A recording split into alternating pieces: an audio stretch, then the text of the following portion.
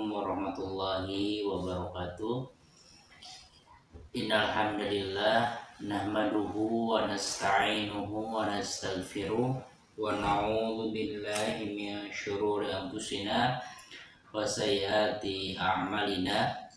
May yahdihillahu fala mudhillalah wa may yudhlilhu fala hadiyalah. Asyhadu an la ilaha illallah wa asyhadu anna Muhammadan abduhu wa rasuluh alladzi la nabiyya ba'da. Sahabat yang berbahagia, alhamdulillah segala puja dan puji hanyalah milik Allah Subhanahu wa taala yang telah memberikan kepada kita berbagai banyak kenikmatan yang jikalau kenikmatan itu kita hitung, niscaya kita tidak akan mampu menghitung nikmat-nikmat yang telah Allah berikan. Tetapi karena kesibukan kita dengan dunia, kelalaian kita dari ibadah, sehingga nikmat-nikmat yang Allah telah berikan itu seperti tidak ada harganya di mata kita. Tetapi ketika kenikmatan itu Allah cabut dari sisi kita, kita merasakan bahwa nikmat Allah begitu luar biasanya untuk kita. Insya Allah pada kesempatan hari ini sahabat, kita akan memulai mengkaji di channel ini, yaitu channel Ngaji Kitab. Insya Allah dalam tiap pertemuan kita akan menggali secara berurutan kitab-kitab ulama untuk memberikan sebuah pencerahan untuk kita, untuk memperdalam agama kita, untuk meluaskan pemahaman kita, wawasan kita tentang agama yang kita anut, yaitu al-Islam. Insya Allah pada kesempatan hari ini kita akan memulai membaca dan mendalami Syarah Arba'in Imam An-Nawawi, yang dimana kitab ini disyarah atau dijelaskan oleh beberapa ulama yang muktabar, yang sangat dipercaya dan menjadi pegangan. Yang pertama disyarah oleh Syekh Imam An-Nawawi rahimahullahu ta'ala sendiri. Selanjutnya Ibnu Daqiqil Aid, Al-Alamah Abdurrahman Ibnu Nasir As-Sa'di, dan Muhammad Ibnu Shalih Utsaimin rahimahullah ajmain. Nah, di sini kita akan membaca muqaddimah Imam An-Nawawi. Bismillahirrahmanirrahim. Muqaddimatu Imamin Nawawi, muqaddimah atau pendahuluan Imam An-Nawawi. Alhamdulillahirabbil alamin. Segala puja dan puji hanyalah milik Allah Subhanahu wa taala, Tuhan semesta alam, qayyumus samawati wal ardina, yaitu yang menjaga, yang menciptakan langit dan bumi.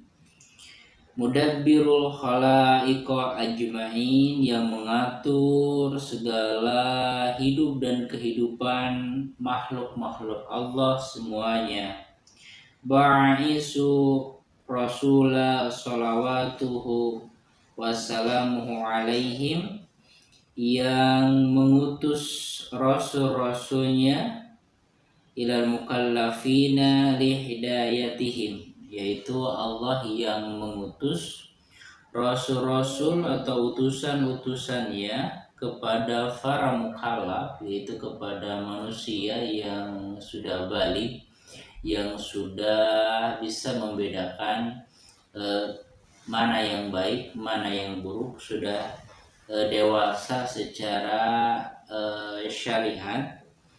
Maka Rasulullah diutus li hidayatihim, untuk memberikan sebuah hidayah, memberikan sebuah petunjuk kepada manusia jalan mana jalan yang benar, mana jalan yang salah, agar manusia bisa selamat di dunia dan di akhirat, sebagaimana doa yang senantiasa dilantunkan oleh kita semua.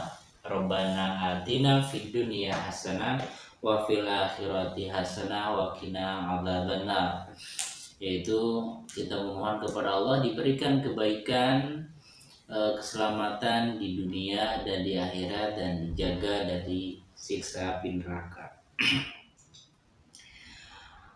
Wa bayana syara'i ad-din, dan menjelaskan syariat-syariat agama, bidalailil qati'ati wa dihatil barahini, yaitu menjelaskan syariat agama, syariat Islam itu sendiri dengan dalil-dalil yang qat'iyati, yang jelas, yang tegas, wa wadihatil barahin, dan bukti-bukti yang jelas, ya, bukti-bukti yang diterima oleh akal yang sehat, diterima oleh kaum intelektual, dipahami oleh orang awam, karena agama itu adalah mudah, dan agama itu sangat cocok untuk berbagai level manusia apapun, baik itu yang awam, mereka bisa memahaminya dengan sederhana, para kaum intelektual, para kaum pemikir, cendekiawan bisa memahami agama lebih dalam dari teks-teks yang sama yang dipahami oleh orang awam itu sendiri. Ini salah satu keutamaan atau keunggulan, kelebihan dari agama Islam itu sendiri. Nah, ahmaduhu ala ni'amihi wa as'aluhu al-majida min fadlihi wa karamihi. Aku memuji Allah Subhanahu wa ta'ala atas segala nikmatnya, dan aku memohon kepada Allah al-majida, yaitu tambahan, min fadlihi wa karami, keutamaan dari Allah, dan karamah, kemuliaan dari Allah Subhanahu wa ta'ala. Wa asyhadu an la ilaha illallah al-wahidu al-qahhar. Aku bersaksi bahwa tiada Tuhan yang berhak untuk disembah kecuali Allah, yang Maha Esa, yang Maha Perkasa, Al-Karimu Al-Ghaffar, yang mulia, yang Maha Pengampun. Wa asyhadu anna sayyidana Muhammadan abduhu wa rasuluh, dan aku bersaksi bahwa Muhammad adalah hamba dan utusan Allah, habibuhu wa khaliluhu, kekasih Allah, wa habibuhu wa khaliluhu, afdalul makhlukin al-mukarrami, yaitu makhluk yang paling utama, ya, makhluk yang paling utama, yang paling dimuliakan. Bil Qur'anil azizi mu'ajijatil musta'mirati, yaitu Al-Qur'an yang membawa kemukjizatan yang terus menerus, ala ta'aqubis sinina. Jadi Al-Quran itu senantiasa membawa mukjizat, membawa sebuah hal yang membuka alam pikir, yang membuat takjub manusia, ala ta'aqubi sinina, yaitu di atas perputaran waktu, atau seiring berjalannya waktu, berputarnya roda zaman, berputarnya roda waktu, Al-Quran itu tetap senantiasa up to date, senantiasa mukjizatnya itu senantiasa membawa hal yang membuat manusia itu terkagum-kagum. Kita menyaksikan bagaimana para ilmuwan saintifik, ya, contohnya ada ilmuwan yang mereka meneliti laut. Ternyata di dalamnya ada sungai yang yang mengalir di dasar lautnya itu yang airnya tawar. Nah, ternyata setelah diteliti, oh ternyata sudah ada di dalam Al-Quran. Maka ilmuwan tersebut itu masuk Islam. Dan ada juga yang meneliti bagaimana laut. Kita sudah banyak melihat video bagaimana ada dua lautan yang memiliki dua warna, dan lautan itu dengan dua warna tersebut yang satu mungkin agak bening, yang satu lagi agak kecoklatan, tetapi ketika dalam suatu samudra yang luas itu tapi tidak bercampur, ada seperti pemisah. Setelah diteliti ya ternyata ilmuwan itu pun masuk Islam. Kenapa? Karena kaum intelek itu memahami alam, dan dia takjub dengan alam. Dia tidak tahu bahwa ternyata hal itu ada di dalam Al-Quran. Nah, ternyata ketika sudah sudah disambungkan antara penelitian di alam di Al-Quran, ternyata petunjuk-petunjuk Al-Quran itu mengindikasikan sebuah fenomena alam yang sungguh luar biasa. Ada juga yang meneliti tentang jasad Firaun. Bagaimana jasad Firaun dengan penuh bangganya, ilmuwan itu ketika meneliti ini adalah sebuah istilahnya itu sebuah pengawetan alami yang dilakukan oleh alam. Tetapi ternyata ketika ilmuwan itu merasa bangga, ada temannya yang muslim itu memberitahukan bahwa kamu jangan terlalu bangga dengan penelitianmu. Sungguh perkara tentang Fir'aun ini sudah ada di dalam Al-Quran. Ya ternyata itu Allah mengabadikan Fir'aun itu sebagai pelajaran untuk orang-orang yang sesudahnya. Maka setelah mendapat penjelasan itu dan melihat teks dari Al-Quran itu, ternyata membuat pikirannya terbuka, hatinya terbuka untuk memeluk Islam. Inilah salah satu tanda bagaimana Al-Quran itu senantiasa up to date, senantiasa memberikan, senantiasa mujizatnya itu senantiasa terus menerus sampai akhir zaman. Bahkan kalau dari perspektif bahasa sendiri, bahasa Arab, para sastrawan zaman dulu mungkin ataupun sampai zaman sekarang tidak ada yang bisa menandingi dari tata bahasa keunggulan bahasa Al-Quran. Walaupun contohnya orang Arab berbahasa Arab, tetapi ketika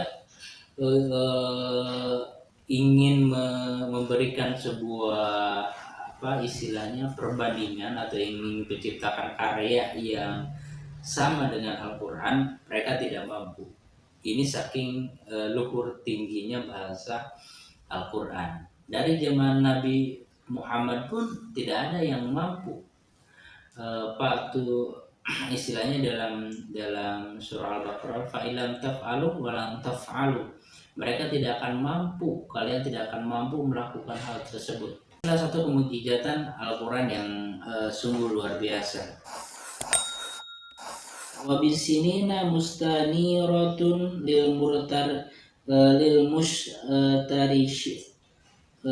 mustarsyidina, yaitu dengan dalam perputaran waktu dan zaman Al-Quran itu senantiasa menyinari lil mustarsyidin, bagi orang-orang yang mereka mencari petunjuk. Karena pasti orang-orang yang mencari petunjuk kebenaran ketika disuguhkan Al-Quran, pasti mereka akan mendapatkan sebuah kebenaran. Tapi berbeda halnya ketika para ilmuwan, saintifik, teologi, kaum pemikir ingin mencari celah kekurangan Islam, ya beda niatnya. Ketika orang pure asli ingin mencari kebenaran, pasti akan mendapatkan kebenaran di dalam Al-Quran. Tetapi ketika ilmuwan contoh ingin dengki atau ingin mencari celah di mana ingin melakukan sebuah serangan terhadap Islam, memperdalam Islam untuk dicari kekurangan-kekurangan ya itu tergantung kepada hati mereka. Jika hati mereka melihat kebenaran tetapi menolak, ya berarti hidayah itu sebenarnya ditutup oleh mereka sendiri. Kebenaran yang mereka mencoba membutakan mata hati mereka untuk melihat kebenaran, ya diacukan saja. Karena ada sebuah orientasi kepentingan yang lebih mereka dahulukan daripada mencari kebenaran. Yaitu apa? Yaitu untuk mencari kelemahan Islam, untuk mendiskreditkan Islam, ataupun niat-niat yang lainnya yang intinya niatnya itu tidak untuk mencari kebenaran, tetapi untuk mencari pembenaran terhadap perspektif-perspektif salah mereka. Nah, selanjutnya maksusu bil jawamil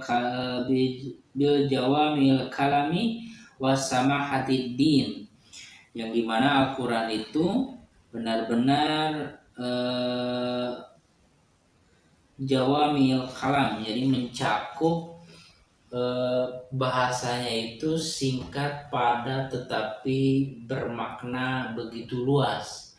Ini salah satu kelebihan dari ucapan Rasulullah. Lihat, kalau kita amati hadis-hadis arba'in kan, diantaranya banyak hadis-hadis yang singkat, padat, tetapi maknanya begitu luas. Ketika diberikan syarah, diberikan penjelasan oleh para ulama, ataupun kita mencoba untuk memahami dalam konteks yang berbeda, semuanya itu masuk. Seperti halnya dalam hadis arba'in, da ma yaribuk illa ma la yaribuk, tinggalkanlah apa-apa yang meragukanmu kepada apa-apa yang tidak meragukanmu. Atau di hadis pertama, hadis arba'in, innamal a'malu binniyat, segala sesuatu itu tergantung niat. Nah, hadis ini bisa ditarik kemanapun dalam konteks kehidupan, sesuai dengan pekerjaannya, sesuai dengan masalahnya, sesuai dengan kasusnya, tergantung berbeda-beda. Tetapi semuanya bermuara, semuanya punya landasan yang kokoh, innamal a'malu binniyat. Ini sabda Rasulullah. Nah, apalagi Al-Quran, yang Al-Quran itu merupakan sebuah tingkatan tertinggi dari wahyu Allah Subhanahu wa Ta'ala.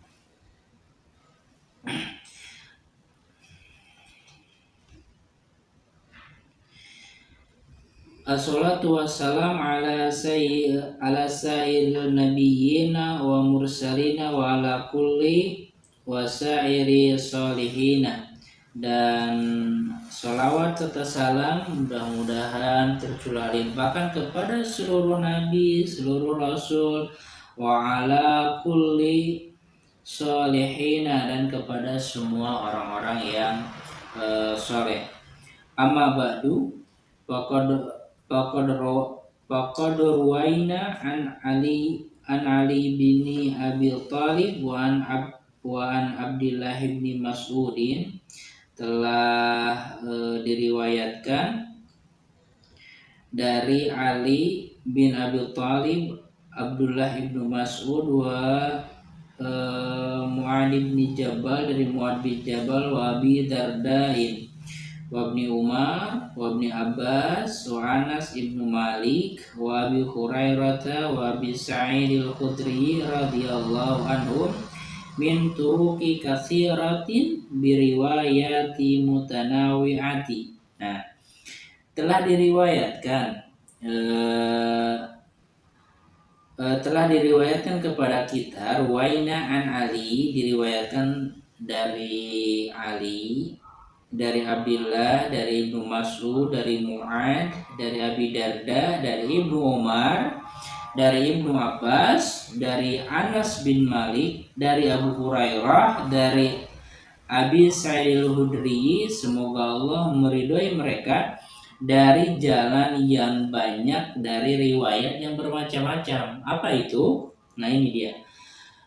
Jadi ada sebuah hadis yang diriwayatkan oleh banyak sahabat dari banyak jalan periwayatan yang berbeda-beda. Mereka menegaskan anna Rasulullah Shallallahu Alaihi Wasallam, sesungguhnya Rasulullah Shallallahu Alaihi Wasallam qala, bersabda, man hafidha ala ummati arba'ina hadithan min amri diniha faba'atsallahu yaumal qiyamati fi jumratil fuqaha'i wal ulama. Nah, barang siapa yang mereka menjaga, mereka menghafal dari umat-umatku ini arba'ina hadisan, 40 hadis, min amri dinihi, dari urusan-urusan agamanya, faba'athahullahu, maka Allah akan membangkitkan orang tadi yang tadi menghafal 40 hadis dari urusan agama itu, yaumal kiamati, pada hari kiamat, fi jumrotil fuqaha'i, termasuk dari atau bersama orang-orang atau kelompok para fuqaha, wal ulama'i, dan para ulama. Nah, wa fi riwayatin, dan dalam sebuah riwayat yang lain, faba'athahullahu faqihan. Dalam riwayat yang lain dengan konteks dengan teks yang berbeda, Allah akan membangkitkannya sebagai orang yang faqih. Kedudukan yang mungkin kedudukan yang mulia di sisi Allah. Wa fi riwayat Abi Darda, dan dalam riwayat Abi Darda radhiyallahu anhu, semoga Allah meridhoinya, wa kuntu lahu yaumal qiyamati syafi'an wa syahidan, maka sesungguhnya aku ada lahu baginya yaumal qiyamati, pada hari kiamat. Nah, syafi'an, akan memberikan syafaat kepada dia. Nah, kata Rasulullah, dan akan menjadi saksi bagi dia. Nah, wa fi riwayat Ibni Mas'udin radhiyallahu anhu, dalam riwayat Ibnu Mas'ud, semoga Allah meridhoinya, qila lahu, dikatakan padanya, udkhul, jadi dikatakan kepadanya, yaitu kepada orang yang menghafal 40 hadis itu dari urusan agama itu, udkhul min ai abwabil jannati syi'ta, silahkan masuk dari pintu mana saja dari pintu-pintu surga yang kamu inginkan. Wa fi riwayat Ibni Umar radhiyallahu anhuma, dan dalam riwayat Ibnu Umar, semoga Allah meridhoi keduanya, kutiba fi jumratil ulama'i, sungguh, oke, mohon maaf ada selingan sebentar ya, jualan ya, nyari rezeki. Nah, ditetapkan kutiba, ditetapkan baginya, yaitu bagi yang tadi yang menghafal hadis itu, fi jumratil ulama'i, dalam kelompok ulama, wa khusyira, dan dikumpulkan fi zumratil syuhada'i, bersama para syuhada. Wa ittifaqul huffadhu ala annahu haditsun dhaifun, dan para ahli hadis, hufad di sini para ahli hadis sepakat ala annahu, bahwasanya hadis-hadis tersebut hadisun dhaifun, hadis yang lemah, wa in kathurat turukuhu, walaupun jalan periwayatannya banyak. Ya, mungkin ini ahli hadis lebih mengetahuinya ya, karena hadis lemah ketika banyak jalan dan saling menguatkan bisa menjadi, ya mungkin teori mustalahul hadisnya itu menjadi hadis sahih li ghairihi, hadis yang sahih karena yang lainnya ya, karena dikuatkan jadi menjadi sahih li ghairihi, atau hasan li ghairi.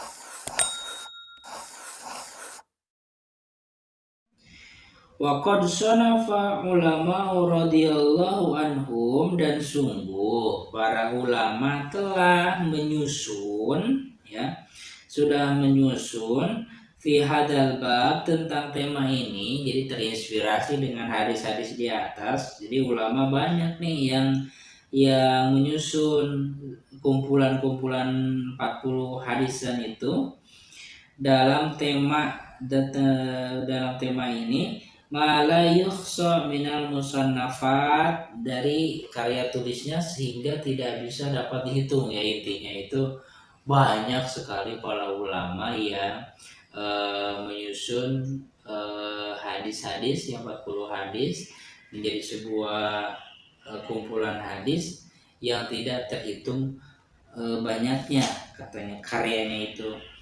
Fal awwalu min ilmatihi, maka yang pertama dari karangan para ulama itu atau karya ilmiah ulama itu, sonafa fihi Abdullah ibnu Mubarak. Jadi yang pertama itu yang terinspirasi oleh hadis tersebut. Jadi barang siapa yang menjaga, yang menghafal 40 hadis, akan Allah bangkitkan bersama para fuqaha, dibangkitkan menjadi ahli fikih dan yang lainnya. Oleh karena itu, Abdullah ibnu Mubarak di sini terinspirasi untuk membuat sebuah karya tentang hal tersebut. Summa Muhammad bin Aslama Atusi al-Alimi ar-Rabbani, kemudian diikuti oleh Muhammad ibnu Aslam Atusi al-Alim ar-Rabbani. Summa kemudian Hasan bin Sufyan an-Nasai, dan kemudian Hasan ibnu Sufyan an-Nasai, wa Abu Bakar al-Azariyu, wa Abu Bakar Muhammad bin Ibrahim al-Asfahani, kemudian Abu Bakar Muhammad ibnu Ibrahim al-Asfahani, wa Daruqutni wa Hakim wa Abu Nuaim wa Abu Abdurrahman As-Sulami, dan Abdurrahman As-Sulami, wa Abu Sa'id Al-Malini, dan Abu Sa'id Al-Malini, wa Abu Utsman As-Sabuni, dan Abu Sufyan As-Sabuni, wa Abdullah ibnu Muhammad al-Ansori, dan Abdullah ibnu Muhammad al-Ansori, wa Abu Bakril Baihaqi, dan Abu Bakar al-Baihaqi, wal khalaiku la yuhsuna minal mutaqaddimina wal mutaakhirina, dan banyak lagi karangan-karangan dari ulama-ulama terdahulu dan para ulama-ulama yang datang kemudian. Nah, terus beliau menceritakan lagi, curhat lagi di sini kayaknya. Waqad istakhartu, maka sungguh aku telah beristikharah, mengajamkan diri, mentekadkan diri, meminta petunjuk lillahi, kepada Allah, fi jam'i arba'ina hadisan, dalam mengumpulkan 40 hadis ini, iktidaan, untuk mengikuti, biha ulai a'immatil a'lam, kepada para imam, kepada para alim, wala hufadi al-Islam, dan para punggawa Islam, ya istilahnya para ulama, para penjaga agama Islam. Waqad ittafaqa ulama'u, maka para ulama bersepakat ala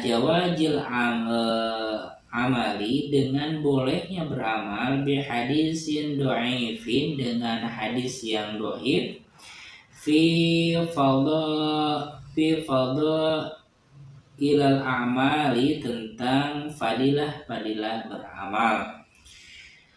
Wa ma hadza falaisa i'timadi ala hadzal hadithi. Nah, meskipun aku tidak berpegang, aku tidak mempunyai pendirian terhadap hadis yang tadi itu, tetapi bal ala qaulihi sallallahu alaihi wasallam fil ahadits sahihati, tetapi aku berpegang teguh kepada hadis yang sahih. Nah, apa itu hadis yang sahih yang memberikan inspirasi kepada Imam An-Nawawi untuk menyusun 40 hadis ini? Nah, di sini hadisnya itu yaitu yubalik.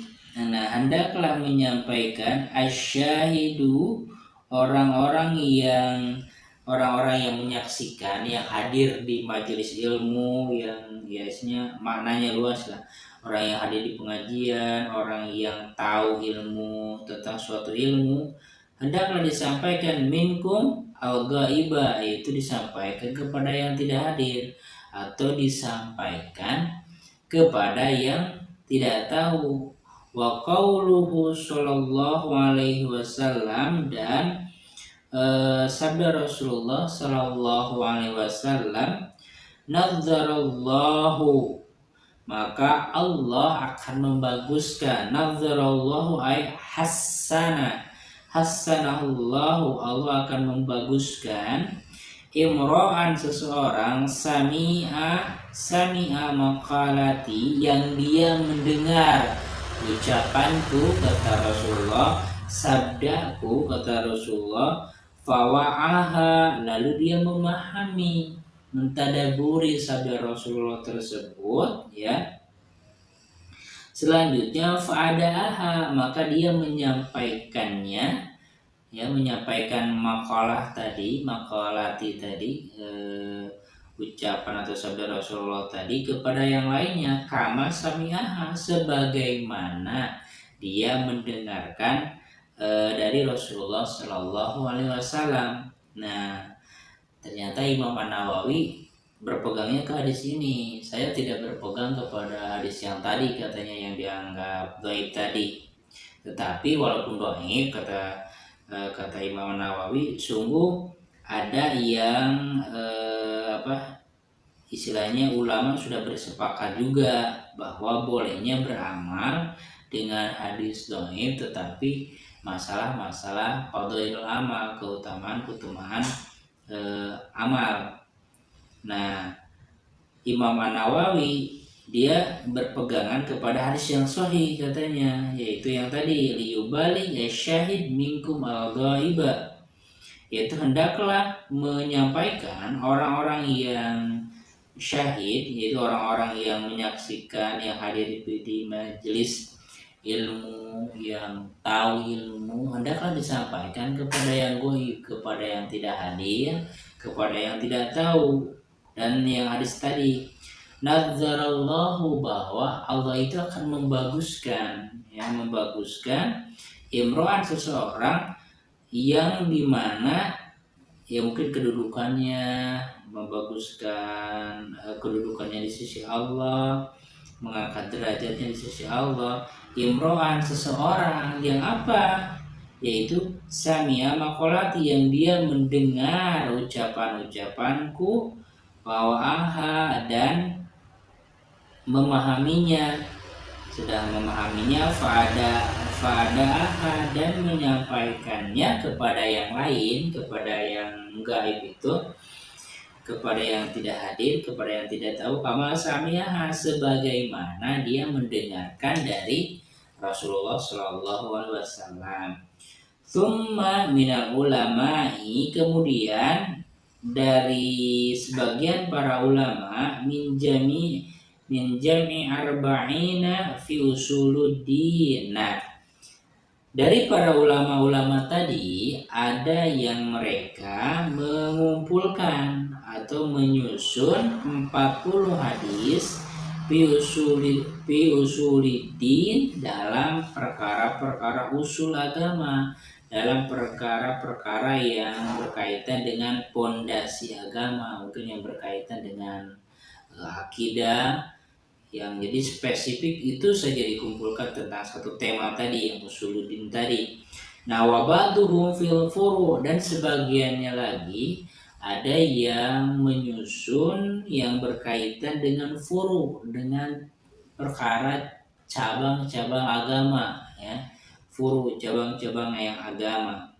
Jadi kebalikannya, kalau tadi ada ulama yang menyusun hadis tentang usuluddin, agama yang permasalahan agama yang menjadi pondasi, yang menjadi pokok. Ada juga ulama yang menyusun 40 hadis itu yang berkaitan dengan cabang-cabang saja, cabang-cabang agama itu. Wabaduhum fi jihad. Nah, di antara mereka ada yang menyusun 40 hadis itu, mengumpulkan 40 hadis itu berkaitan dengan jihad, spesifik jihad aja gitu kan. Wabaduhum fil juhdi, ada juga yang mereka menyusun dalam hal yang juhud, kehidupan juhud, dikumpulin ada 40, oke, selesai, ada katanya.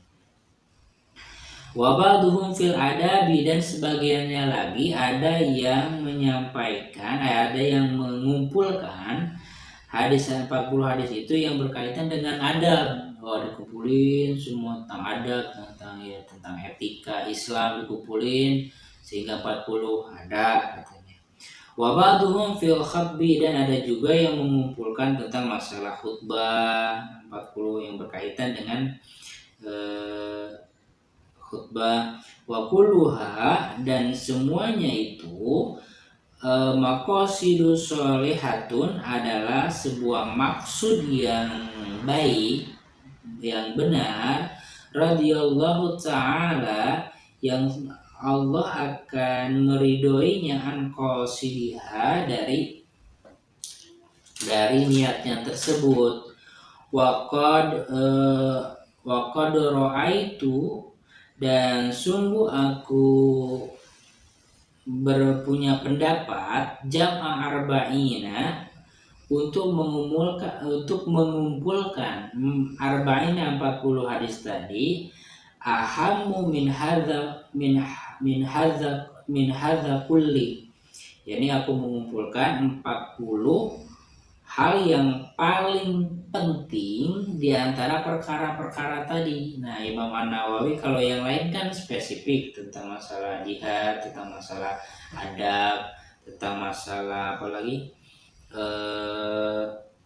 yang masalah juhud. Nah, Imam An-Nawawi mempunyai sebuah pandangan setelah merenung mungkin ya, ingin mengumpulkan 40 hadis yang berkaitan dengan semua tema tersebut, tetapi yang paling urgent, yang paling penting di antara urusan-urusan agama.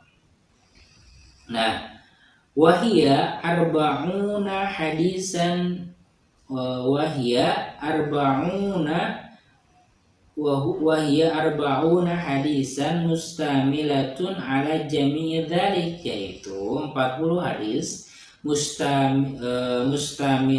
mustamilatun yang mencakup seluruh hal-hal yang tadi, ya, setiap perkara-perkara yang tadi. Wa kullu haditsin minha, dan setiap hadis yang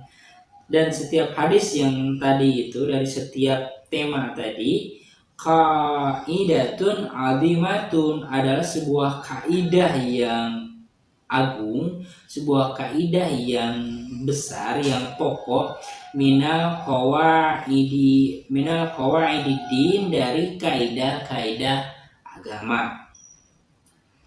Nah, qad wasafahul ulama'u, maka sungguh, ada iklan dulu sebentar.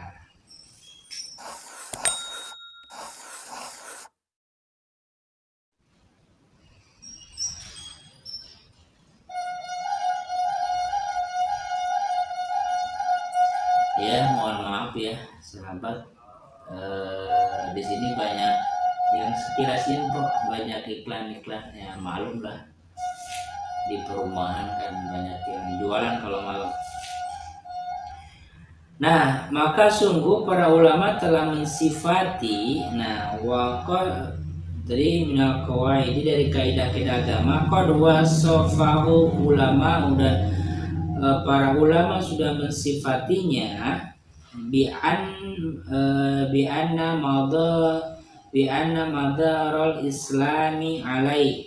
Jadi kaidah-kaidah yang utama tadi menjadi sebuah poros agama Islam atau fondasi Islam yang pokok. Jadi Imam An-Nawawi mengambil beberapa hadis yang paling penting, yang paling yang paling sumulia, yang paling komprehensif maknanya, yang paling luas maknanya, diambil tuh dari berbagai cabang agama itu, diambillah yang dimana hadis-hadis itu menjadi sebuah kaidah yang agung. Ya contoh tadi lah ya, hadis yang pertama, innamal a'malu binniyat. Nah itu kan hadis yang sumuliah banget, hadis yang benar-benar mencakup dari hadis tersebut berbagai banyak hal. Maka hadis innamal a'malu binniyat ini bisa masuk ke berbagai pembahasan. Bisa pembahasan akidah sudah jelas, pembahasan nikah, jual beli dan lain-lainnya, itu bisa mencakup dasarnya itu hadis tadi. Nah contohnya seperti itu, innamal a'malu binniyat. Nah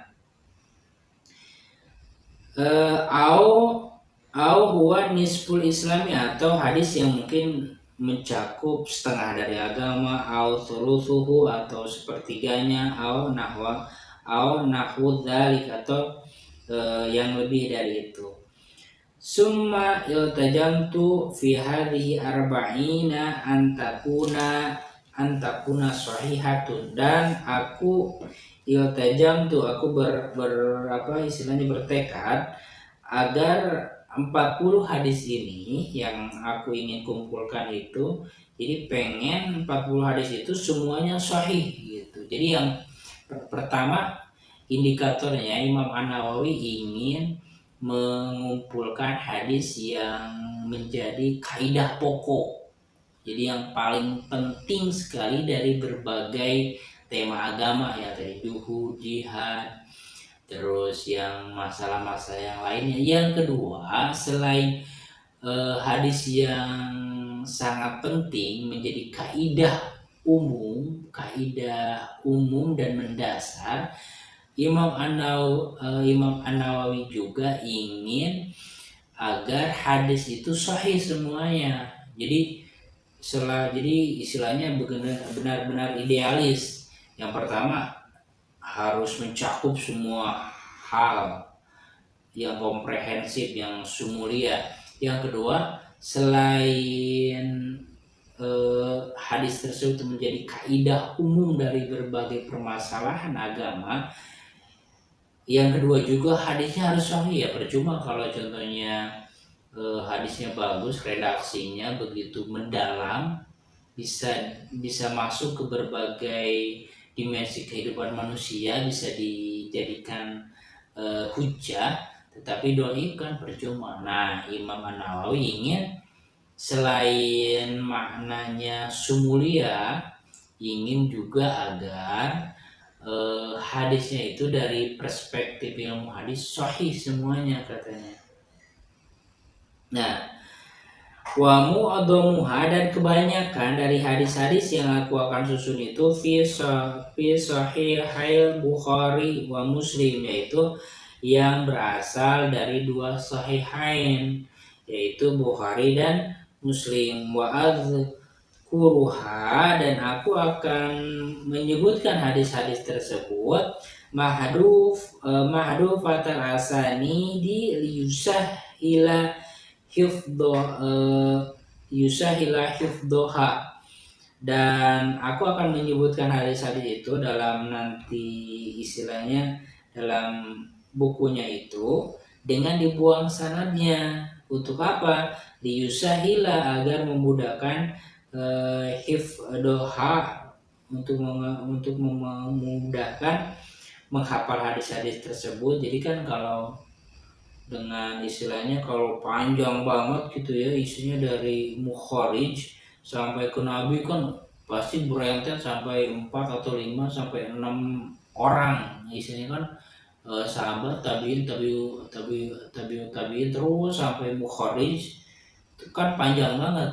Jadi kalau disebutkan dengan sanadnya, jadi orang agak-agak ya lama sih memahaminya, enggak langsung masuk ke intinya. Nah, Imam An-Nawawi beristihad bahwa dibuang sanadnya, ya pokoknya aja sahabatnya aja lah. Contoh kayak yang di hadis yang pertama ini, An Umar radhiyallahu anhu, dari Umar, udah saya selesai. Sami itu Rasulullah, langsung mendengar Rasulullah Shallallahu Alaihi Wasallam, langsung ke inti pokoknya, innamal a'malu binniyat.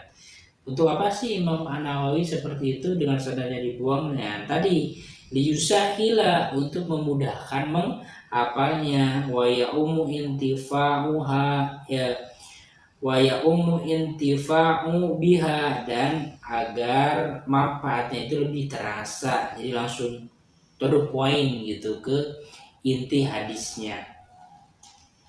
Terus insyaallah ta'ala summa atba'uha, kemudian aku akan memberikan sebuah topping, memberikan sebuah tambahan, baba fi dhabtil khafi al-fadhiha, yaitu setelah itu aku juga akan melengkapinya, yang mengikutinya, melengkapinya dengan tambahan bab dia. Contoh bab hadisnya innamal a'malu binniyat. Nah, beliau akan memberikan sebuah judul gitu. Untuk apa sih judul itu? Untuk memudahkan pembaca untuk memahami hadis ini. Oh, ini tentang amal. Oh, ini hadisnya. Nah, seperti itu. Jadi lebih langsung mudah dicerna oleh akal, lebih masuk ke hati, lebih cepat gitu, karena to the point. Berbeda kalau ada sanadnya, udah baca dulu an, jadi mungkin terlalu lama gitu ya, karena mungkin tujuannya ya bukan untuk kepentingan penelitian sanad ya, sanad hadis, tapi ke poin intinya saja. Nah, kemudian aku akan memberikan sebuah judul tema bab kayak di sini nih, dikasih judul innamal a'malu binniyat. Nah, sesungguhnya amal tergantung niat. Oh, jadi ketika membaca orang itu paham, oh amal itu tergantung niat. Oke, udah dapet satu poin nih. Lalu dibaca lagi penjelasannya. Oh, di sini. Nah, hadisnya tentang ini, contohnya innamal a'malu binniyat wa innamal likulli imrin ma nawa, faman kanat hijratuhu ilallahi wa rasulih fa hijratuhu ilallahi wa rasulih, wa man kanat hijratuhu lidunya yusibuha aw imratin yankihuha fa hijratuhu ila man hajara ilaihi. Nah, ila man hajara ilaihi, rawahu Bukhari Muslim. Nah, jadi lebih paham lagi. Setelah itu para pembaca itu udah paham, jadi dikasih judulnya dulu innamal a'malu binniyat, setelah itu hadis. Nah, kan lebih mantep tuh. Nah, kemudian diberikan syarah juga, diberikan penjelasan. Jadi orang yang ingin mendalami dan memahami hadis tersebut, ketika membaca syarah hadis tersebut akan lebih memahami, akan lebih mendalami hadis yang dimaksud dengan apa. Contoh di sini kita ada pensyarahnya Imam An-Nawawi, terus Ibnu Daqiqil Aid, terus Imam Syekh Asyadi, terus Syekh Utsaimin. Jadi ada tambahan 4 perspektif ulama tentang hadis tersebut. Otomatis kita lebih paham, lebih mendalam, dan tentu dengan ilmu yang kita dapati ilmu yang kita pahami dari 4 ulama itu yang memberikan syarah, ya syarah itu penjelasan lebih detail tentang sesuatu, tentang sebuah hadis, ya tentunya menambah pemahaman kita lebih dalam dan lebih luas. Ya intinya dengan ilmu tadi membuka cakrawala berpikir kita, dan ya otomatis menguatkan keimanan juga gitu. Oh, kita merenung gitu, inama amalu biniat, ya amal itu tergantung niat. Oh ternyata walaupun contohnya amalnya besar atau dipandang oleh manusia luar biasa gitu kan, amalnya, sedekahnya, dan lain-lain lah pokoknya yang bersifat kebanggaan seorang manusia, ya ternyata ketika niatnya salah ya nggak ada apa-apanya di sisi Allah. Dia mendapatkan apa yang dia inginkan. Oh ingin apa, tepuk tangan manusia, oh dia ingin pujian, oh dia ingin jabatan, ya udah dia dapat di dunia, tetapi di akhirat dia tidak mendapatkan apapun kecuali ya api neraka sebagai balasannya. Nah itu salah satu kelebihan kita jika kita menggali, mempelajari ilmu ulama, ya kita akan lebih, pemikiran kita akan lebih lurus, hati kita lebih teguh, dan amal kita ya lebih istiqomah. Kenapa? Ya jika berkaca kepada para ulama, ya amalan mereka sungguh luar biasa. Kita belum ada apa-apa. Setelah itu, wayan bagi likulli ragibi fil akhirah, maka seyogianya, ahsannya bagi setiap pencinta atau yang menginginkan balasan di akhirat kelak, jadi orientasinya akhirat oriented gitu kan, an ya'rifa hadhihi ahaditha, agar mengetahui, memahami hadis-hadis ini, lima istamalat, because karena istamalat minal muhimmatin, karena hadis-hadis yang nanti Imam An-Nawawi susun itu mencakup perkara-perkara yang penting yang tadi dijelaskan di awal. Jadi perkara-perkara yang penting, jadi ngambil hadis-hadis dari berbagai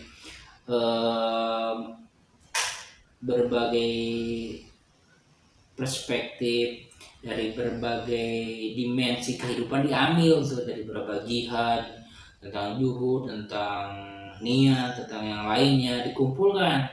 Nah hadis-hadis itu adalah hadis ini istamalat alaihi minal muhimmati, yaitu mencakup hal-hal yang urgent, yang penting dalam agama. Wa ihtawat alaihi minat tanbih, dan di dalamnya terhimpun juga sebuah motivasi, sebuah pengingat, sebuah penggerak agar kita ala jami'il ta'ati, dalam berbagai ketaatan. Wadhalika dan hal yang tersebut, jadi hal tersebut dohirun sungguh jelas, liman tadabbarahu, bagi orang yang mentadaburinya. Jadi hadis-hadis yang Imam An-Nawawi akan susun itu, bagi orang yang mentafakurinya pasti akan menemukan poin yang disebutkan oleh Imam An-Nawawi. Apa itu? Yaitu perkara-perkara yang agung, perkara-perkara yang penting dalam urusan agama, yang dimana hadis tersebut bisa mencakup banyak hal yang sumulia, yang komprehensif. Satu hadis tapi bisa masuk ke berbagai dimensi kehidupan.